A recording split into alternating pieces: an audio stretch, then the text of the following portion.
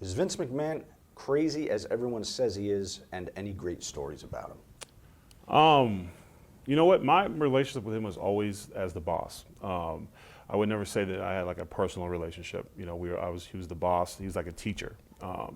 So whenever I spoke to him, it was always of something of consequence that had to do with my career or direction he wanted me to be in. So, and other than, hey, how you doing, boss, things like that. So I always kept it kind of like that. I've always been that kind of a person. So great stories about him would be when I was learning to do the Funkasaurus character. At one point he came out and he was dancing with me. So, which took a lot of the edge off because I thought I was a bad dancer, and then he came out. So I was like, you know, no matter what he does, it's that muscle walk. It doesn't matter how you do it.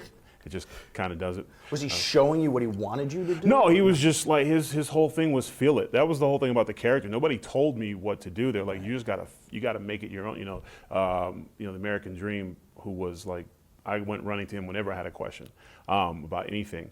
And he was the same thing. Was like, you got to feel it. You just, you know, and he was kind of like, that was like the one time where I was like, this, you know, it's crazy. You know, WrestleMania was the same thing. He came out and he did the dance, and he's like, I'm not going to tell you what to say. You know, it's WrestleMania. It's your promo. You do so it. You were allowed the freedom to do that. We sometimes hear like how scripted everything is. You were allowed the freedom to come. Yeah, I think my character was kind of like one of those things where each week they just didn't, just let him, we'll see what happens. Literally throw it on the wall and see what happens. Well, that's great from a creative standpoint. Brian Strelekis from Up North Radio. What was your favorite and least favorite moment of being on the original NXT, the competition style version of the show where Ted DiBiase Jr. was your pro? My least favorite was probably the little competitions. Like there was one time where at the time Derek Bateman and Daniel Bryant, and they was doing the thing, how well do you know your pro? And the two of them staged one of the best practical jokes. They're clearly cheating, but it was amazing.